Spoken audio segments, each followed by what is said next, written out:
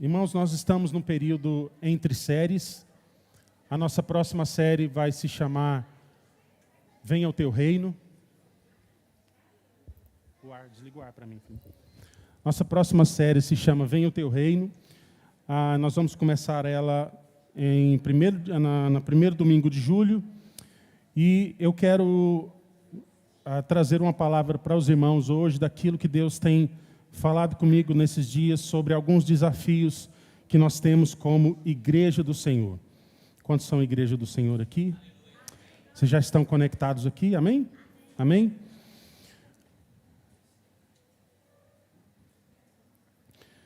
Nós vivemos num tempo, queridos, em que muita coisa mudou. Nós vivemos num tempo moderno. Hã? Sim? Vou perguntar agora, porque só ia fazer a introdução. Irmãos, acende a luz um pouquinho do salão. Gostaria de conhecer aqueles que nos visitam nessa noite. Se você é o nosso visitante, faz assim, você vai ganhar um abraço aí.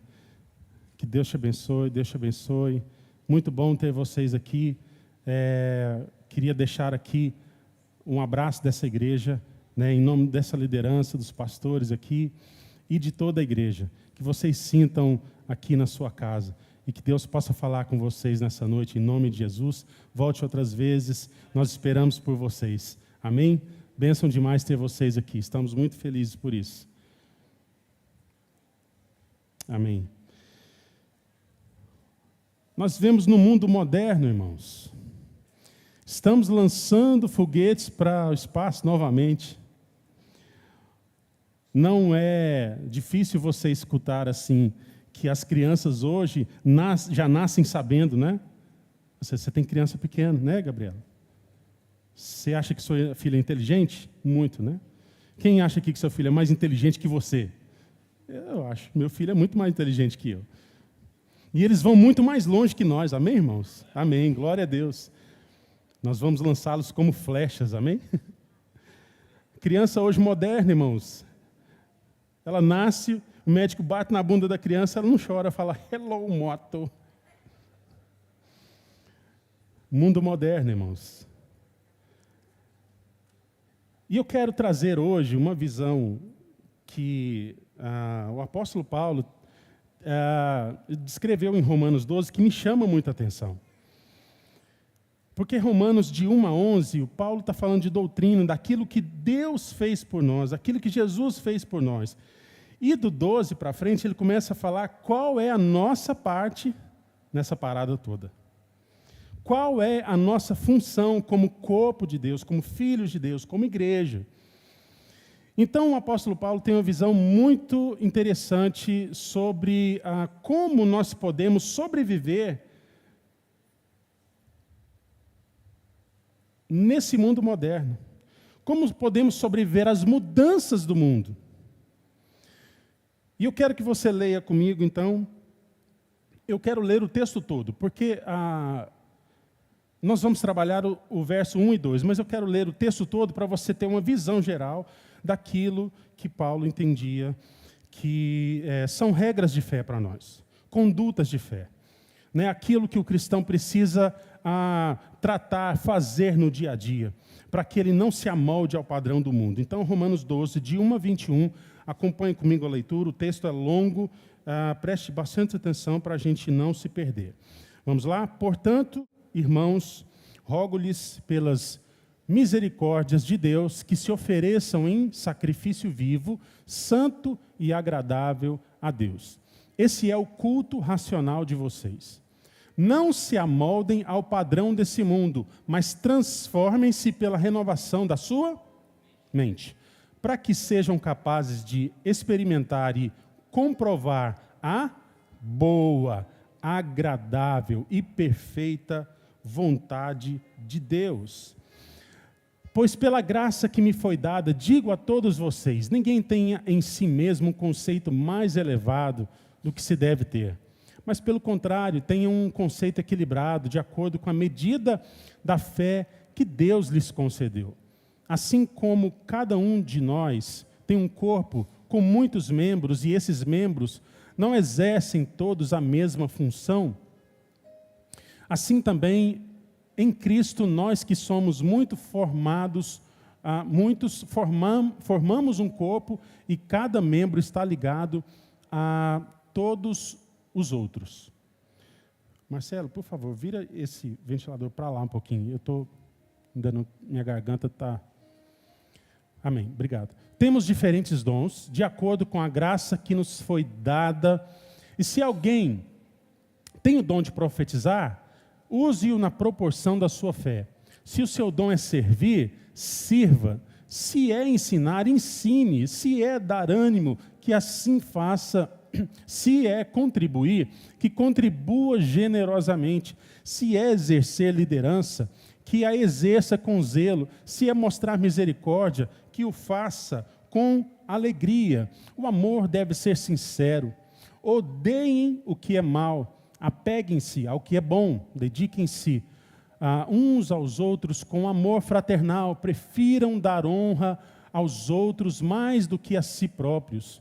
Nunca lhes falte o zelo, sejam fervorosos no espírito, sirvam ao Senhor, alegrem-se na esperança, sejam pacientes na tribulação, perseverem na oração. Compartilhe o que vocês têm com os santos em suas necessidades.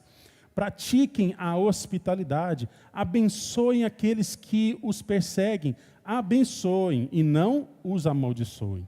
Alegrem-se com os que se alegram, chorem com os que choram. Tenham uma mesma atitude uns para com os outros.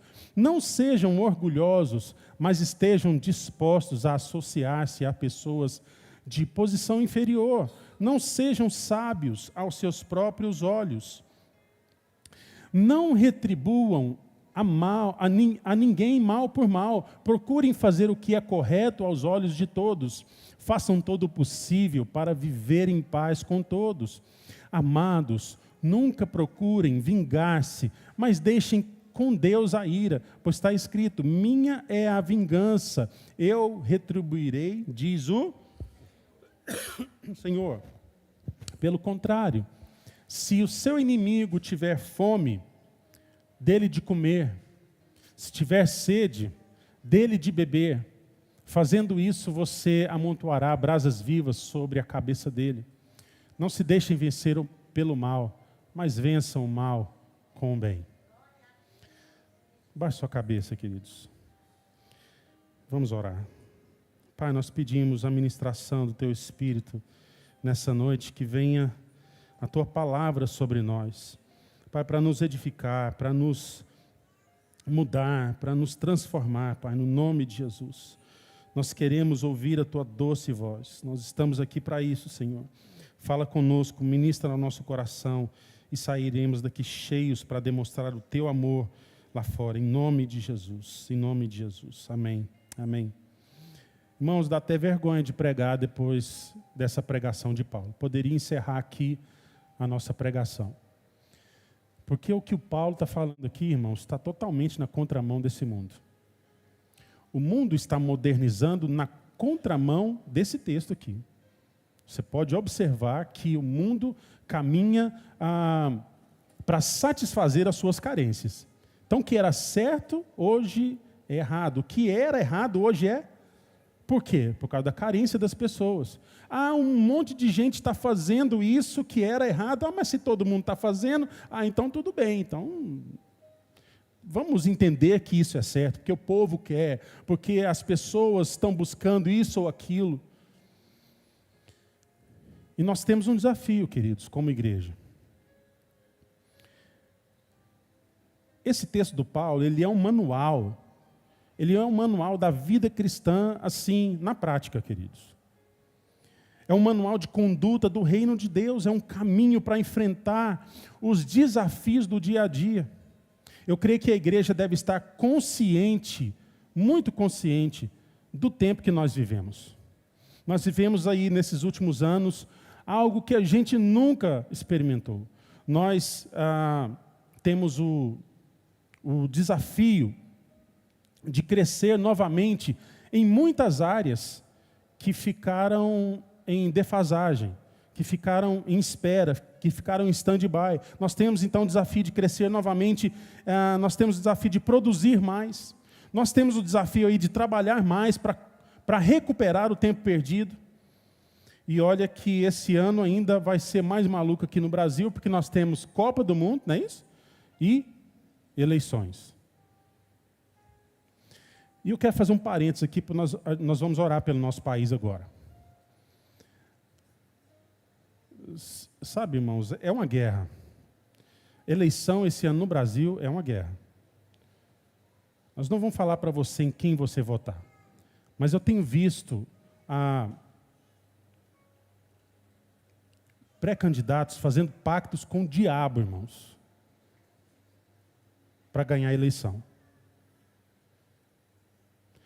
E quando você vê isso, porque antigamente isso era velado, né, irmãos? Pessoas faziam lá, não, hoje o pessoal faz questão de filmar e pôr na internet. E hoje eu vi uma cena, irmãos, de um pré-candidato fazendo um pacto com o diabo, filmado, posto na internet. E pôs colar e tudo, e eu fiquei pensando assim, puxa, isso é uma guerra mesmo. Eu queria que você levantasse agora, e nós vamos baixar a nossa cabeça, vamos orar pelo nosso Brasil. É um pequeno parênteses, querido, porque nós estamos vivendo uma guerra. E a palavra de Deus diz, feliz a nação cujo Deus é o Senhor. Eu queria que nós aplicássemos o coração no nosso Brasil agora. Para que Deus tivesse misericórdia, irmãos, da nossa nação. Para que quem for governar seja alguém que se preocupe realmente com o povo brasileiro. Alguém que queira o crescimento do Brasil e não queira explorar o Brasil. Nós fomos explorados, queridos, desde o descobrimento do Brasil. Desde 1500 nós estamos sendo explorados. Nós precisamos de alguém que saiba governar. Nós precisamos de alguém que seja temente a Deus. Nós precisamos de alguém que seja eficaz na política, irmãos, porque o Brasil é um país que tem um potencial incrível. Talvez hoje uma das nações que tem mais potencial de crescer. E o povo brasileiro é um povo trabalhador, honesto. O povo brasileiro é um povo garrador. Está aqui você para provar isso. Como diz alguns, nós somos brasileiros e nós não desistimos nunca, né, irmãos?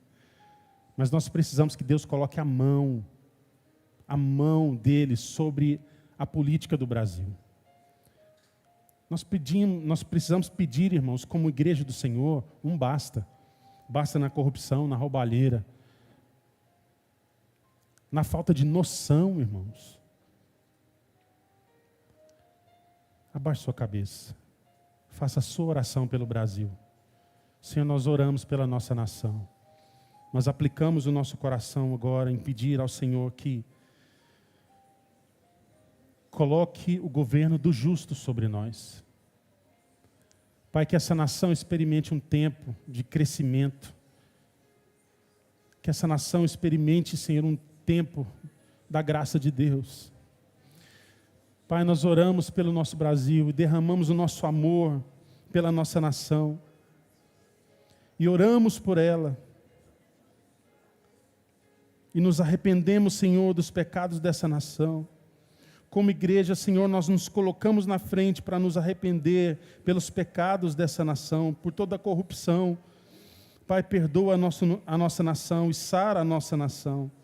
Esse povo que se chama pelo meu nome, orar, se humilhar, se prostrar, se render, se converter dos seus maus caminhos, eu ouvirei do céu. Perdoarei os seus pecados e sararei a sua terra. Nós clamamos, Senhor, para que o Senhor venha sarar a nossa terra. Sara essa nação, Pai. Sara essa terra. Sara essa terra de toda roubalheira, de toda corrupção. E coloca, Senhor, sobre nós o governo dos justos. O governo do justo. É isso que nós pedimos, Pai. É isso que nós te pedimos, é isso que nós clamamos. Intercedemos pela nossa nação agora. Pedimos a intervenção do Teu Espírito. Vem com Teu poder. Vem com Teu poder, com Tua glória sobre essa nação. Em nome de Jesus, estabeleça a Tua vontade no nosso meio, na nossa nação. Nós pedimos como igreja, venha o Teu reino sobre o Brasil. Vamos clamar juntos?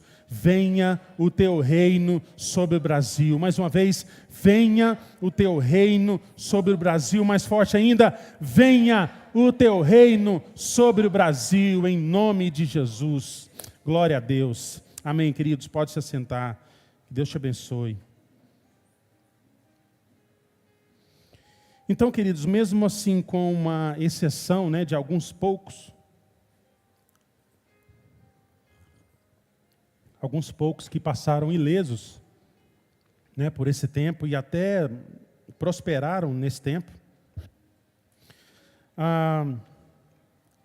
muitos sofreram perdas, muitos perderam pessoas, e está diante de nós, assim como pessoas e como igreja, muitos desafios em todas as áreas das nossas vidas. Então, o mundo mudou. O mundo criou uma outra forma. O mundo estabeleceu novas regras, novas condutas, um novo molde.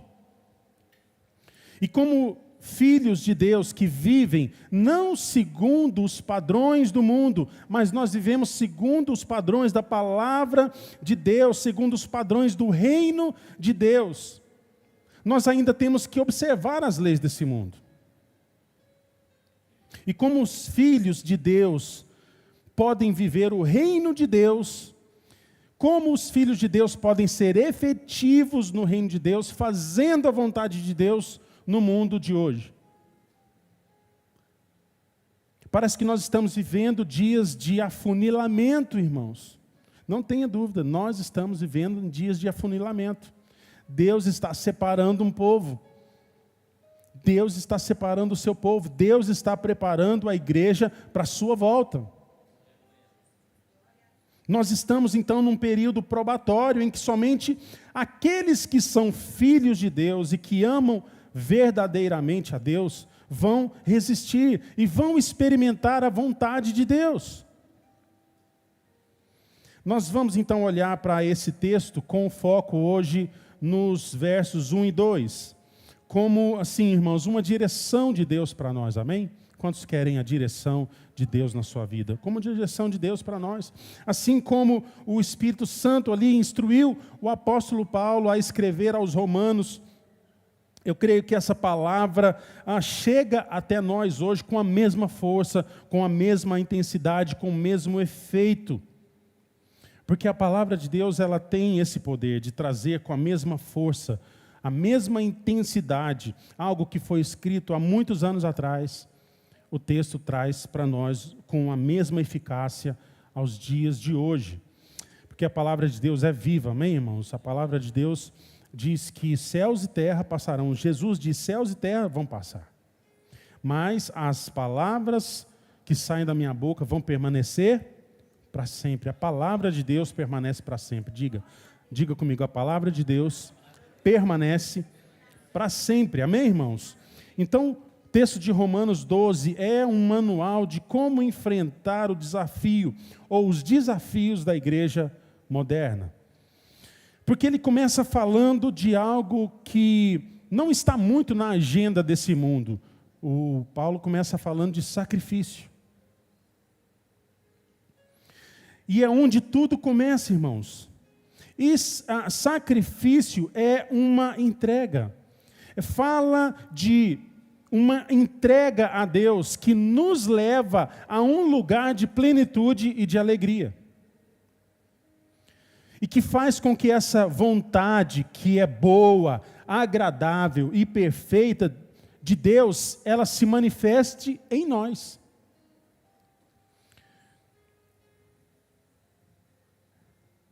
É muito fácil você falar, você quer a vontade de Deus na sua vida? É fácil. Eu quero a vontade de Deus na minha vida. Ô, lamassu. Mas o Paulo fala que para a gente experimentar isso, tudo começa com o sacrifício. É onde tudo começa.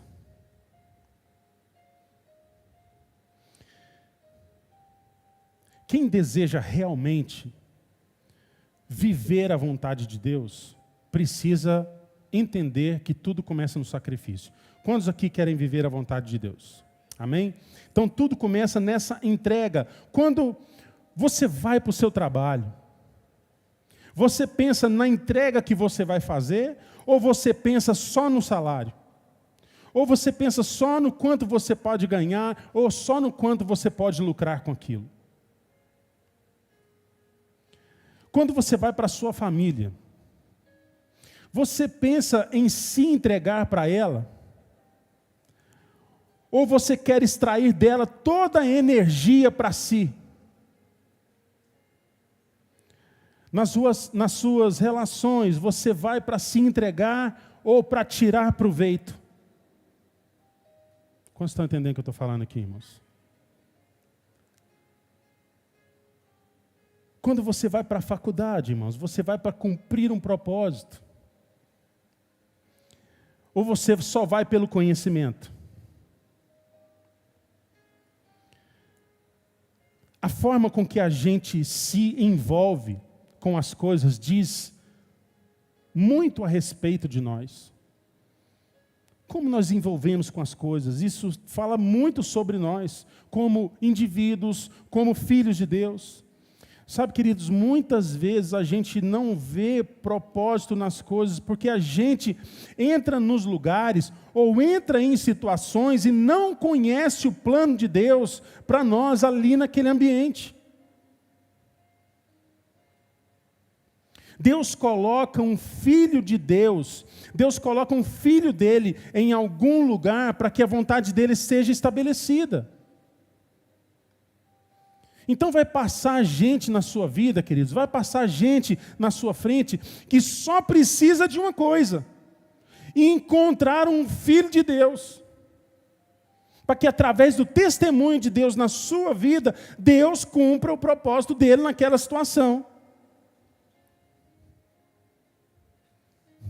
A fumaça me esconde.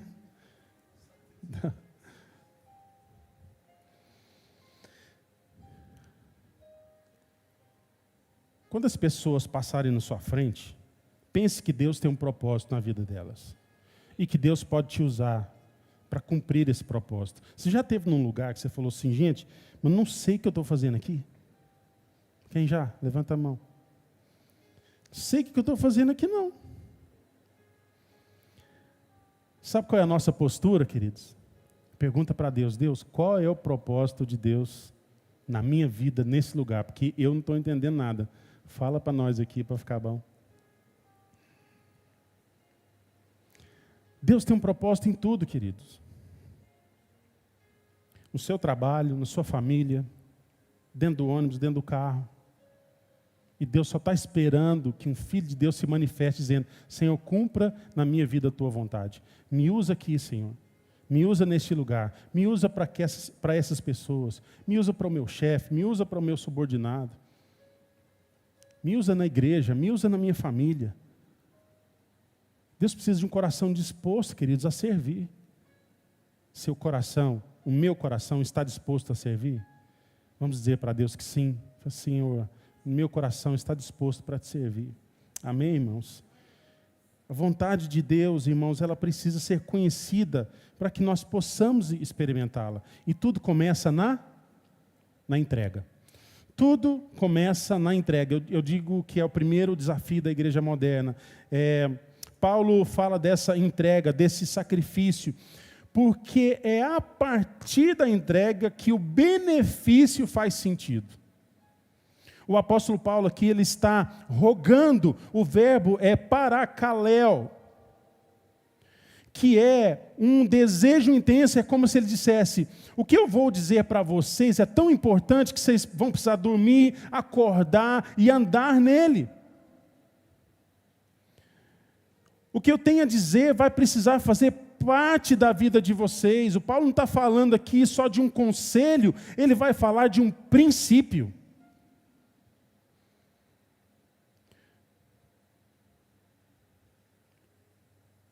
É como se o Paulo estivesse falando: olha, eu estou rogando a vocês, porque só ouvir da agora para frente não vai bastar. Só vir no culto, só ouvir, só sentar e ir embora não vai bastar, queridos. Deus quer mais de nós do que meros frequentadores de cultos. Deus quer a igreja efetiva fora das portas do salão. Porque isso aqui, irmão, só é igreja porque você está aqui. Porque nós estamos aqui, mas a nossa missão, ela está fora das portas da igreja. Ao sair daqui, começa a nossa missão. Então Paulo está falando, olha, de agora para frente não vai bastar somente ouvir, e isso não vai preencher o requisito de Deus, porque requer uma resposta clara ao que Deus está ordenando. Então chegou a hora de reagir e de ter uma atitude nova diante de Deus. Sejam praticantes, o irmão Tiago falou isso. Tiago 1:22, sejam praticantes e não somente ouvintes, praticar. E o Paulo está direcionando aqui a igreja a apresentar o nosso corpo como um sacrifício. Lembrando que no sistema de adoração do Antigo Testamento, que foi criado com base nos sacrifícios, onde o corpo do animal era imolado, era colocado sobre o altar, e o animal era necessário para demonstrar essa materialidade na intenção do adorador, na intenção do ofertante. Né? Então o povo trazia um animal, e um exemplo dessa materialidade foi o sacrifício supremo e perfeito de Jesus, absoluto, o sacrifício de Jesus na cruz. Jesus não só nos amou emocionalmente, Ele não só entregou o seu coração aos seus sentimentos por nós.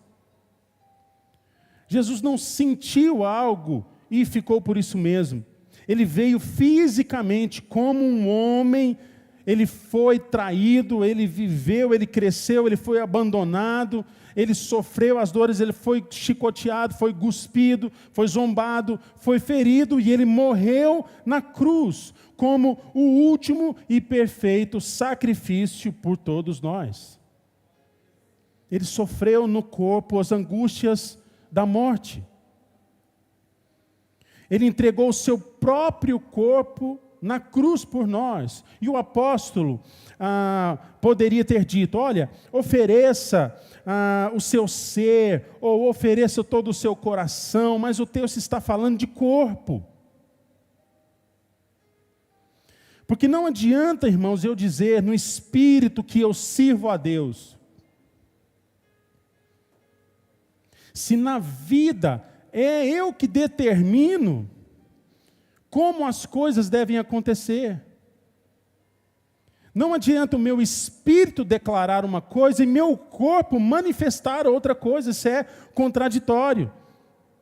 Não adianta dizer, Jesus, o meu coração é teu, mas o meu corpício é todo meu.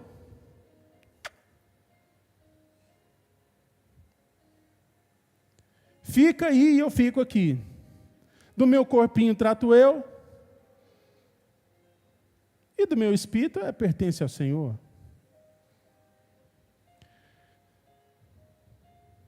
Isso é totalmente contraditório, irmãos. Se Jesus, ele se entregou em um sacrifício por nós, e agora o Paulo está indicando que nós precisamos viver em sacrifício por ele. Amém, irmãos? Jesus se sacrificou por nós, agora nós nos sacrificamos por ele. Amém? No Antigo Testamento, os animais tinham que ser mortos antes de ser oferecidos no altar como sacrifício. Mas agora não se trata de corpos mais, de animais, mas sim, ele fala do vosso corpo, e não se trata de, assim, pessoas mortas, mas de sacrifício vivo, porque Deus se agrada daquilo que é vivo e daquilo que é santo. Não deixe para oferecer a Deus, irmãos, o seu sacrifício vivo, quando você já estiver ali, sem nenhuma força, velhinho, acaba no final da sua vida, né, tremendo as pernas. Deve ser com a vida bem vivida, saudável, na sua energia, com toda a sua força, com todo o seu entendimento. Deve ser com a vida, com toda a força que você ainda tem. Ofereça o seu corpo saudável, cheio de vida e energia para o Senhor.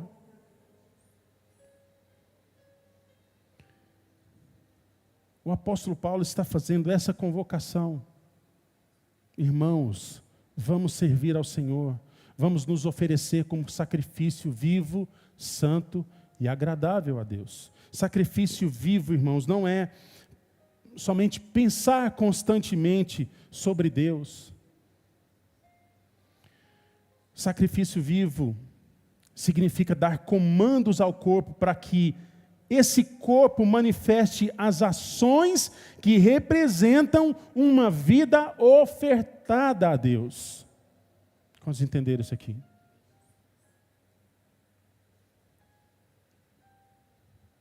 E pelos padrões do mundo, queridos, você vai estar desperdiçando a sua vida. Eu já ouvi muitas vezes. Você é crente? Por que você é crente? Você está desperdiçando sua vida. Quem já ouviu isso aqui? O fulano aqui está desperdiçando a vida. Não está aproveitando a vida. Eles nem sabem, né? Eles nem sabem tanto que a gente aproveita a vida servindo ao Senhor. Porque nós entendemos que uma vida ofertada ao Senhor é uma vida com propósito. É encontrar o sentido da vida, irmãos.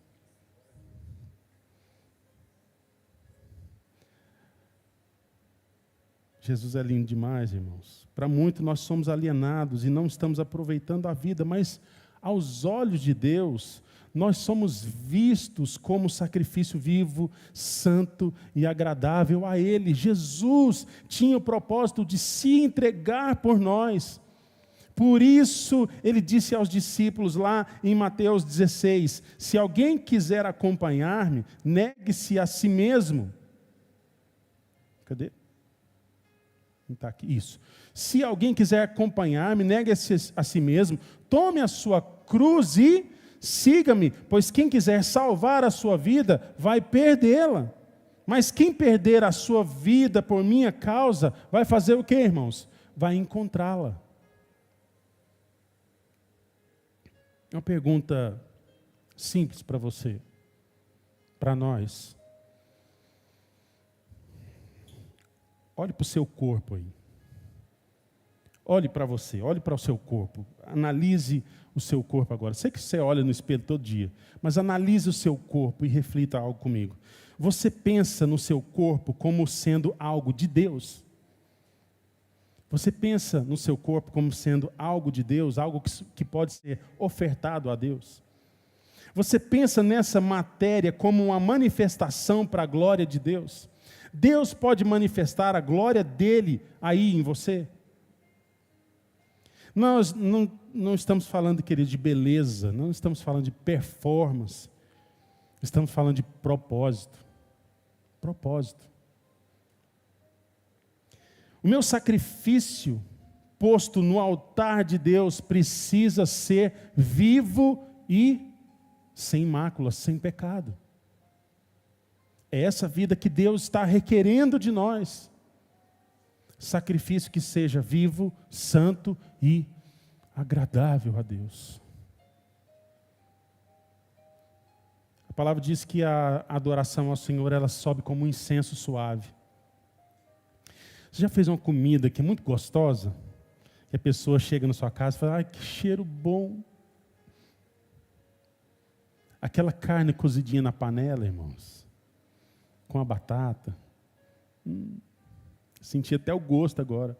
Aquela picanha que você queima ela assim e sobe, sabe? Cheirinho da gordura. Algo agradável, que você chega e tem prazer de ficar, de estar, de comer, de estar junto. Que a nossa vida, irmão, seja algo agradável a Deus. Que ao cultuarmos ao Senhor, Deus venha nesse lugar e fala assim, que cheiro gostoso. Que cheiro gostoso, que incenso suave, que adoração preciosa. Eu quero ficar aqui.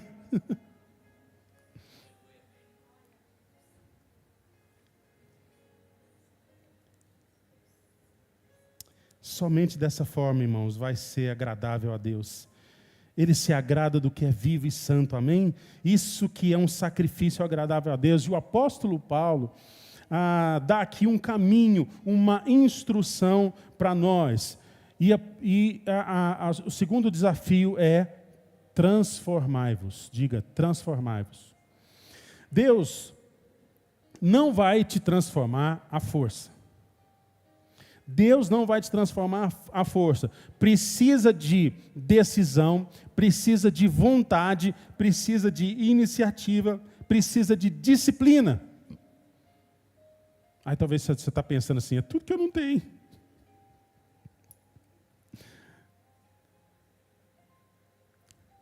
Sabe o que nós precisamos fazer, irmãos? Pedir para Deus.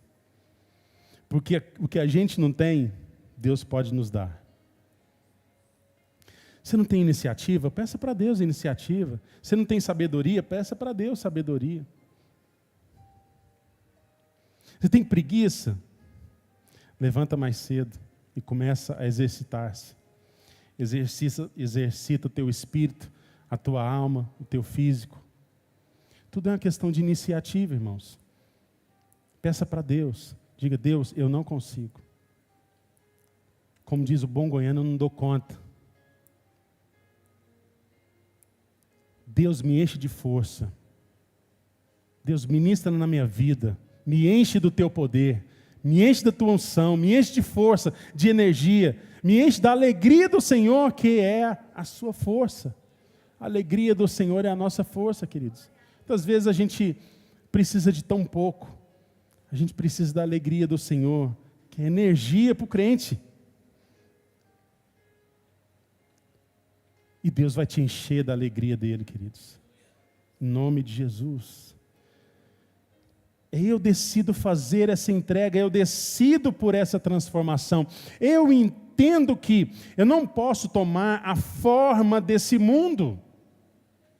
Eu não posso me moldar à cultura que predomina no mundo. Por quê? Paulo explica lá para os irmãos de Éfeso, Efésios 2, de 1 a 5.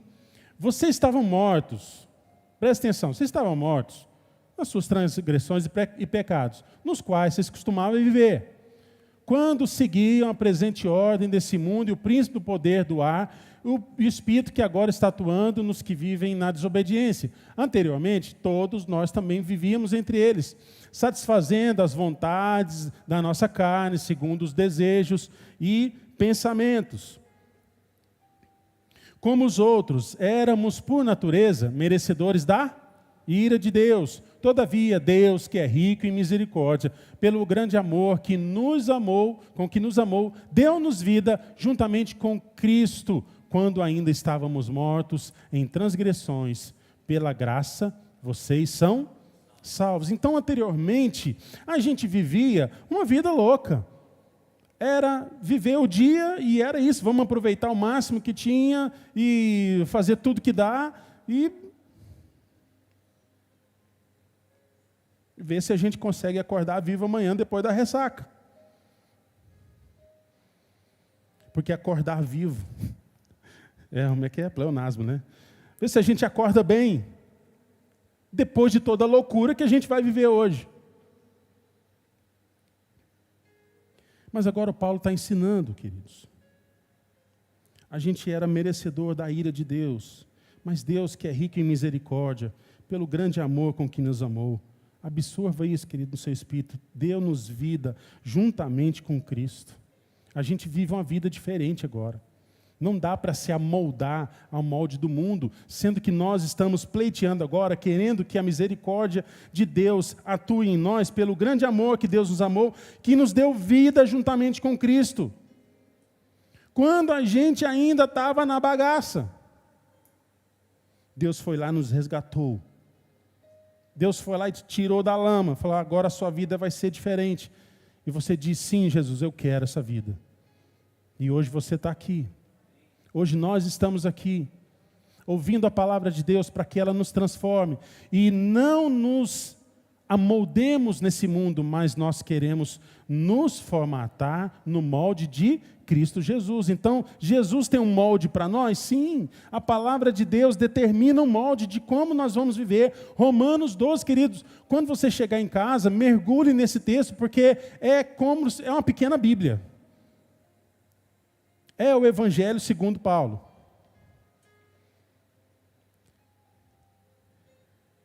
Um dos desafios da igreja, irmãos, é não viver mais desejosos, não viver mais de desejos e pensamentos, mas que nós vivamos, mas que nós estejamos sim sensíveis à voz do Espírito Santo. Sabe, irmãos, não me cabe selecionar qual parte do mundo eu posso aproveitar, ou eu posso desfrutar, ou é só um pouquinho disso, só um pouquinho daquilo, porque eu vou acabar me corrompendo com ele. Com o mundo, queridos, é erupção total. Não dá para viver, pezinho lá e outro cá. Porque a gente vai acabar escorregando.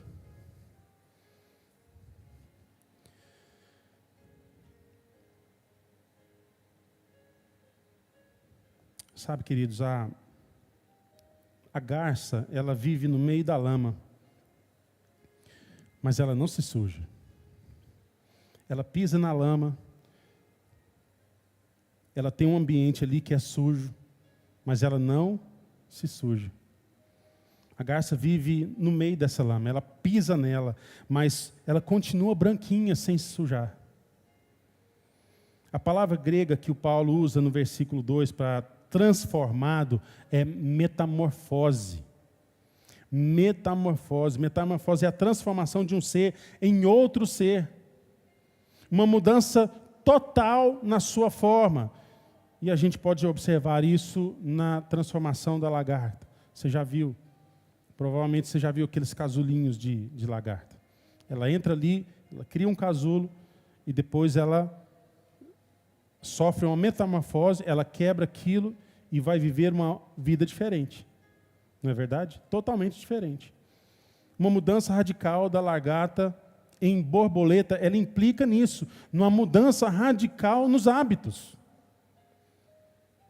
Se a lagarta um dia se arrastou para chegar em algum lugar, agora, como borboleta, ela pode voar. Se ela comia alguns tipos de folhas, agora ela se alimenta do pólen das flores. O que aconteceu aqui, irmãos? É que a mudança fundamental que aconteceu nela, essa metamorfose, afetou também o seu jeito de ser. Mudou os lugares que o bichinho frequentava. Quem tem ouvido para ouvir, ouça.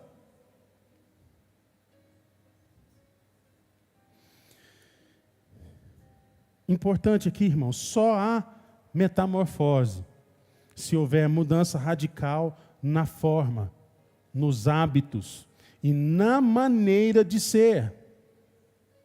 Ela vive no mesmo mundo, mas a sua nova realidade a leva a outros lugares, a leva a lugares altos.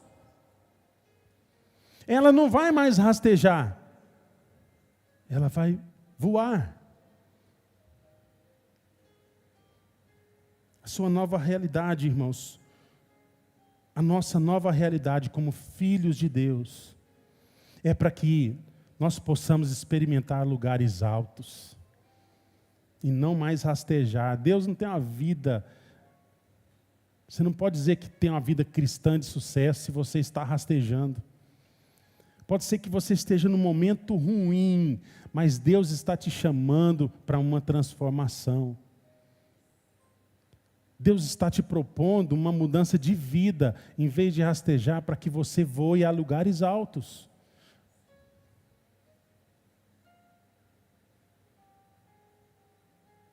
Você não precisa mais rastejar atrás das coisas desse mundo, queridos. Venha ver, venha experimentar a boa, agradável e perfeita vontade de Deus. Tem dois textos que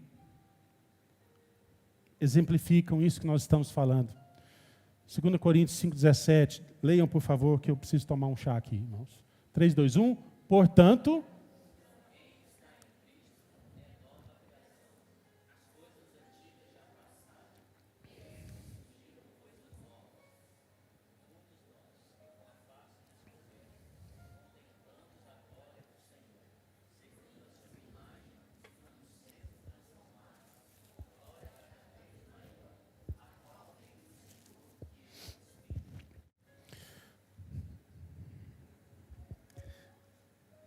a proposta de Deus para nós é que nós sejamos transformados de glória em glória.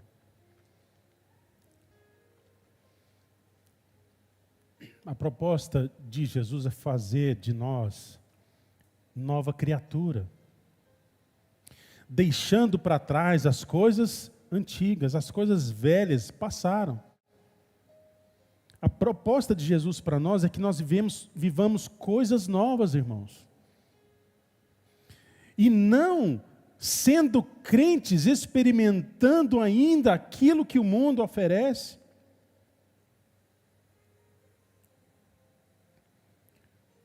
Sem no final, queridos, ter nada em troca, porque o mundo, ele te pede e ele não te dá nada em troca, não. Porque o mundo, ele jaz onde, irmãos? No maligno. O maligno não tem bênção para nós.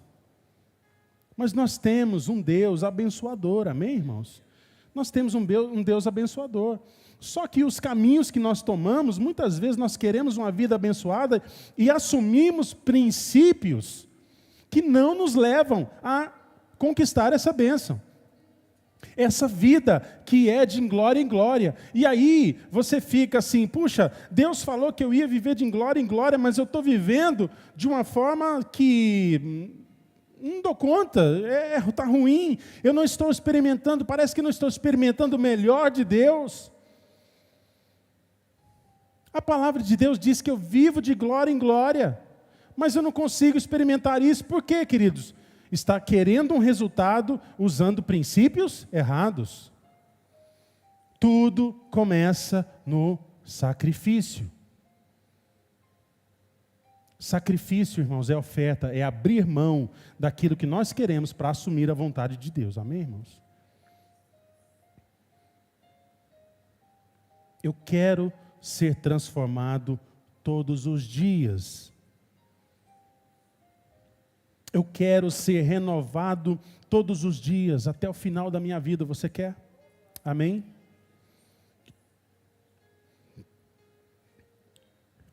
Outro desafio da igreja, renovação da mente.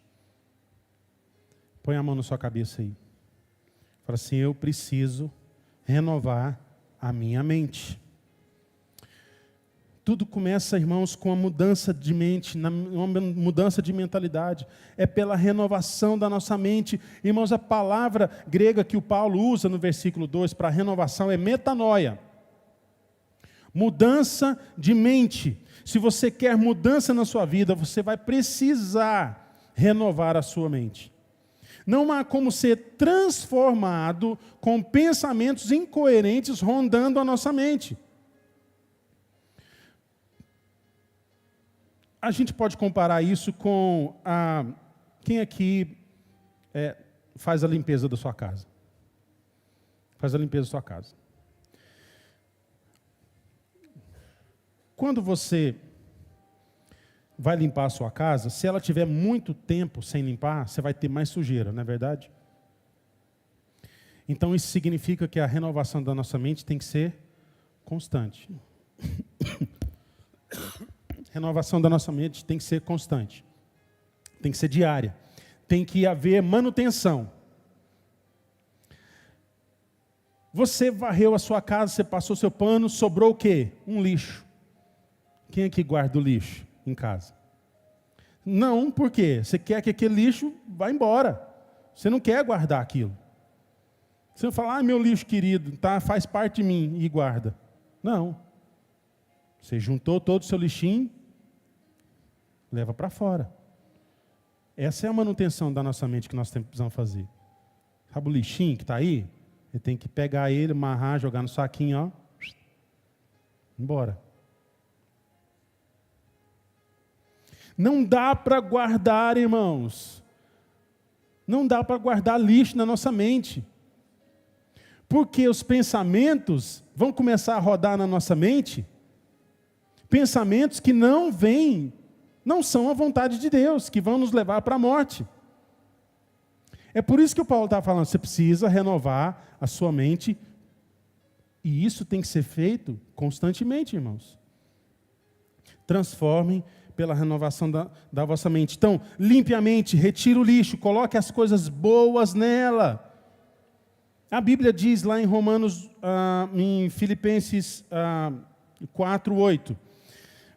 Vamos lá, ver o que nós precisamos colocar para dentro. Irmãos, tudo que for, verdadeiro, tudo que for nobre, tudo que for correto, tudo que for puro, tudo que for amável, tudo que for de boa fama, se houver algo de excelente ou digno de louvor, pensem nessas coisas.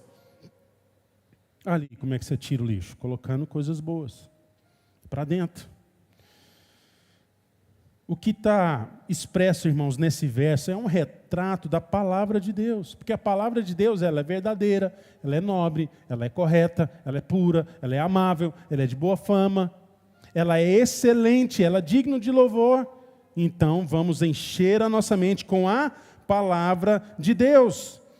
Querido, você não precisa ser um escravo dos seus pensamentos. Você pode viver sua vida sob o controle e sob a direção do Espírito de Deus e vencer essa batalha. Quantos aqui de nós, quem quer experimentar a vontade de Deus? Agora, como é a vontade de Deus? Diga comigo, ela é boa, ela é agradável e ela é perfeita. Boa por quê, irmãos? Boa porque faz com que todas as coisas cooperem para o bem daqueles que amam a Deus. As coisas podem estar difíceis, queridos, mas no final você vai concordar que tudo cooperou para o seu bem. Ela é agradável, irmãos. Sabe, quando a minha vontade, ela se alinha, ela casa com a vontade de Deus, o prazer de Deus passa a ser o meu prazer também. A vontade de Deus precisa se tornar a nossa vontade, queridos. Quando a nossa vontade, ela se alinhar com a vontade de Deus, assim, de forma que o que eu desejo oferecer a Deus não vem de um estímulo interno, mas é uma expressão de adoração. Eu vou experimentar a vontade de Deus. Precisa ser algo, irmãos, que procede da nossa vontade, da nossa entrega. Então tudo começa a se tornar um privilégio, tudo começa a se tornar um prazer, tudo aquilo que é de Deus eu tenho prazer, e tudo isso se torna algo agradável a Deus. Sabe, irmãos, é um privilégio poder ter um corpo para oferecer para Deus, uma vida para oferecer a Deus, uma energia, uma mentalidade disposta a servir a Deus. Irmãos, isso é uma bênção no mundo caótico que nós vivemos. É essa, queridos, a transformação que o mundo precisa. Sabe, queridos, uma frase que eu aprendi que nunca mais eu esqueci. A adoração vai produzir em nós a transformação necessária para transformar o mundo. Esse mundo precisa de filhos de Deus. Esse mundo está aguardando a manifestação dos filhos de Deus. Onde estão os filhos de Deus? E a vontade de Deus, ela é perfeita. Queridos, quando a vontade de Deus passa a ser a minha vontade, o melhor de Deus se manifesta perfeitamente em mim. E para concluir aqui, irmãos, se o meu desejo é realmente alinhar a minha vontade, o meu coração com a vontade de Deus, então o que eu quero é, o meu prazer é então oferecer o meu corpo, a minha inteligência, a minha força, o meu talento, os meus dons para Ele. Todo o meu ser como sacrifício vivo, santo e agradável a Deus. Sabe, irmãos, nós temos o desafio de não nos amoldar a esse mundo, mas clamar para que venha o reino de Deus sobre a nossa vida, sobre o nosso trabalho, sobre a nossa casa, sobre tudo que a gente toca. Que você possa orar no seu trabalho. Deus, venha o teu reino neste lugar. Me usa neste lugar. Que eu seja aqui a manifestação da tua glória. Que eu seja aqui olhos de Deus, boca de Deus, mãos de Deus, coração de Deus. Que a minha vontade seja a vontade de Deus. E nós vamos, queridos, experimentar a vontade de Deus. É na entrega, não é na carência. O mundo é carente, irmãos. Mas quem experimenta a vontade de Deus, ele está fazendo uma entrega. Ele não está pedindo nada, ele não está na carência. Quem experimenta a vontade de Deus, ele está entregando algo a Deus. Ele está se entregando a Deus. É no sacrifício e não na apatia. Quando eu cair de cabeça naquilo que Deus reservou para mim nessa vida, é que eu terei paz, é onde eu vou ter alegria. Essa alegria, irmãos, de Deus que renova as nossas forças. Experimentar essa vontade de Deus que é boa, agradável e perfeita. Entenda, queridos, que boa, agradável e perfeita é uma evolução. É um caminho. Entenda que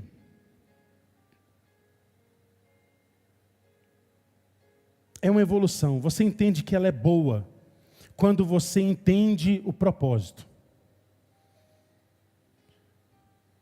Você entende que a vontade de Deus é boa quando você entende o propósito. Você fala, opa, entendi o propósito. Você entende que ela é agradável quando você cumpre o propósito. E você entende que ela é perfeita quando você olha para trás e olha a situação e entende que só Deus poderia fazer aquilo que Ele fez. Que no começo você não entendeu nada, que você não sabia o que estava fazendo ali, você não entendia o propósito, mas depois você vê que ela é perfeita e quando você olha para trás e fala, a mão de Deus estava sobre mim o tempo todo. Olha a situação e entende que só Deus poderia criar um plano tão perfeito, tão bem elaborado. Sabe, queridos, não há nada melhor do que estar no centro da vontade de Deus. E o que eu queria que você levasse no coração nessa noite, essa frase aqui. Nada, a vontade de Deus é boa, agradável e perfeita. E nada é perfeito se não vier de Deus. Diga comigo, nada é perfeito se não vier de Deus. Vamos ficar de pé? Eu sei que você quer experimentar a boa, agradável e perfeita vontade de Deus.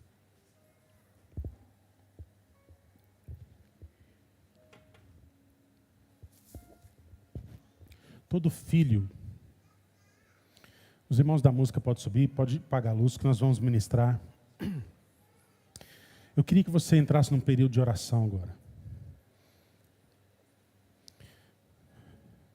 Eu sei que você quer experimentar a vontade de Deus. Talvez você não esteja experimentando a vontade de Deus. Talvez, sabe, querido,